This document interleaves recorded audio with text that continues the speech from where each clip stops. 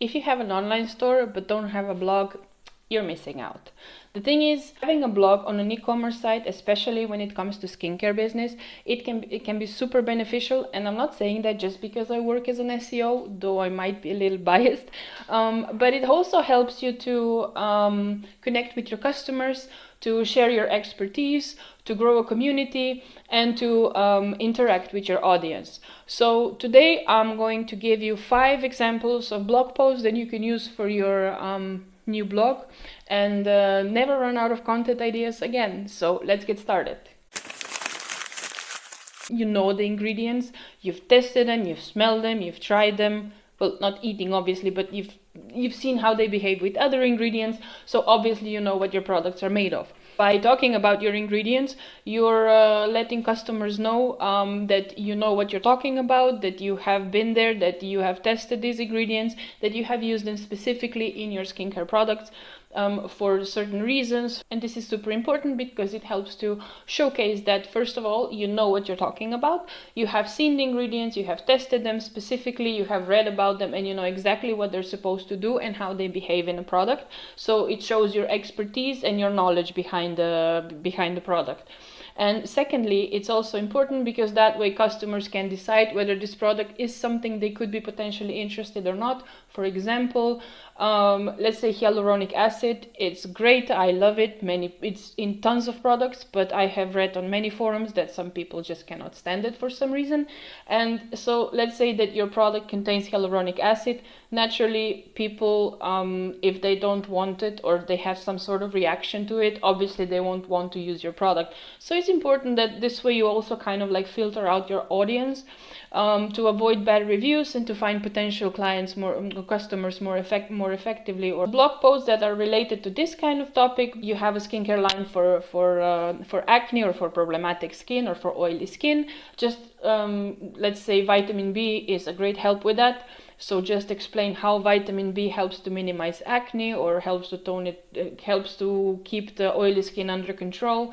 And then, for example, you have a body scrub with cocoa butter. Just explain all the benefits, awesome benefits cocoa butter has, why it makes skin nourished, why it moisturizes it, in what way, and so on. Whatever ingredient that you want to stress out and like focus on, just make sure that whatever claims you're using, that they are that they are backed by science. But naturally also like include your own personal touch into the blog post. So you might be saying how all the great research that has been done with cocoa butter and how awesome it is. Say that you love the scent because it makes you feel like you're on I don't know, in a beach somewhere in Brazil in the middle of summer, even if it's rainy and your home is in England or in, you know, sorry, England, stereotype of raining there all the time. Second type of blog post that you can use to publish on your website is how-to videos or tutorials. So this is very helpful because you set yourself up as kind of like an authority and a knowledge base where your customers can go and, you know, your customers can turn to whenever they have questions. And also it helps to understand them or helps to minimize the whole learning curve of how to use your products or where exactly to place them within their skincare routine or a self-care routine much better. And some of the blog posts for this area, for example, dry brushing, giving them like a whole tutorial on how to start, the equipment they need, and so on. Also, for example, it could be like how to set up an effective skincare routine, because many people still don't exactly know which products come first. So is it like the cleanser first, or the serum, or the oil and the moisturizer, and so on. So if you potentially want to sell a skincare line for facial skincare, I would definitely recommend setting up like a no-brainer, kind of like a guide for this. You could also then turn it into a social media post, a newsletter, and it would be really nice. Or maybe even like a Pinterest as an infographic, and so on. For facial massage, like you sell maybe facial oils or gua sha and how to use gua sha in the first place, so that the next time they pick it up, they actually have results with it and not just a thing that they buy and then it'll be left and forgotten in their bathroom forever, which, to be honest, happens with many gua shas of this world.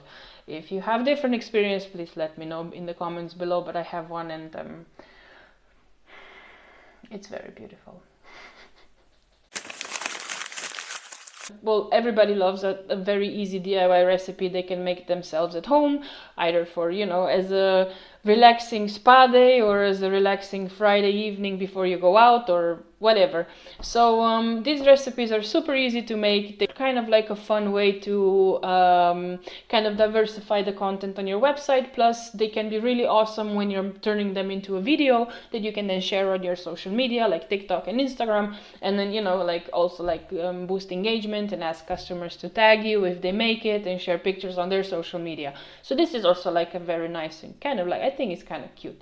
So some ideas that you could use for this type of content would be like 5 ways or 5 recipes where you can make with clay at home, and then it could be like a clay facial mask, or maybe like a clay foot rub, or a bath soak, or I don't know, hair mask, something like that.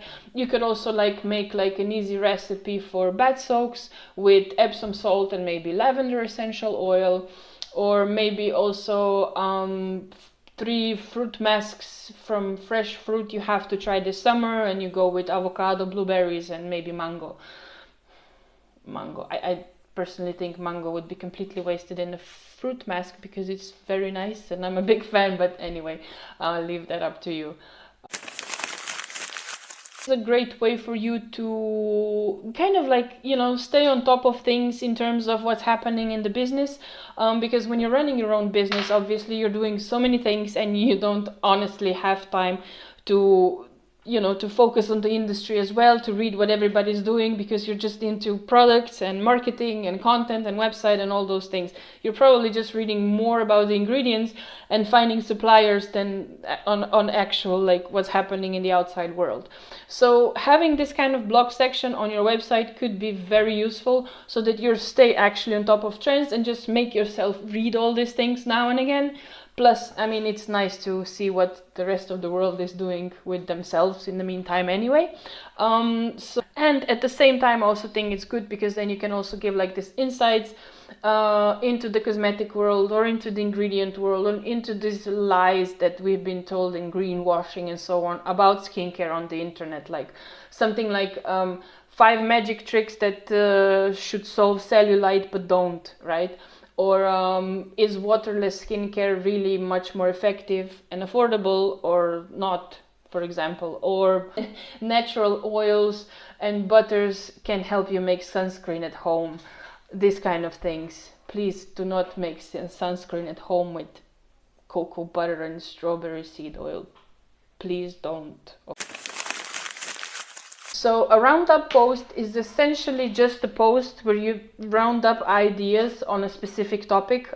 Could be products, could be skincare tips, could be like things to do this summer. Showcase your products in a nice and coherent blog post, so they're not like all separate, in your shop, but that you have one blog post and you just, kind of like guide your customers specifically through this blog post, so they know how your products, where to place them, how they work together, what are the ingredients, or let's say, and why they should use them in the first place. So what I have in mind here is could be like 5 products you should use for dry skin this fall. Best products for pregnant ladies to minimize stretch marks and glow that skin or whatever. So this is like a great way of a great post, because then you can also turn it like into a Instagram carousel, into a video, into TikTok, into story on Instagram. You can turn it into newsletter or whatever. You have lots of different options, and obviously also share the blog post. The pro tip here is don't invent hot water. Okay, it's all been written, it's all been said. Exaggerating here a little bit maybe, but for my sake, let's just say it's true. So when you're low on ideas, when you don't know what to do, here are 2 tips that will definitely help you get going or get started. Number 1, ask ChatGPT. If you don't know what ChatGPT is, welcome to the real world. So just ask it to generate like 20 posts. This is what I like to do. Ask it to generate like 20 posts related to the niche that I'm interested in, or to the keyword. Or obviously out of the 20 topic, the 20 article ideas, maybe 5 will be okay, 10 will be reasonably okay. So I'll just pick like maybe 10 or 5 and narrow it down from the second one is, and this is not just true for blog posts, but also for everything else that you're doing, especially also for like email marketing and so on. Go and check your competition. I'm not saying go and copy your competition, because essentially you're looking for someone who's within the same niche. Check what other brands who sell the same things, what are they doing, what are they writing about, just to get ideas on what else could you include and what else you should write about.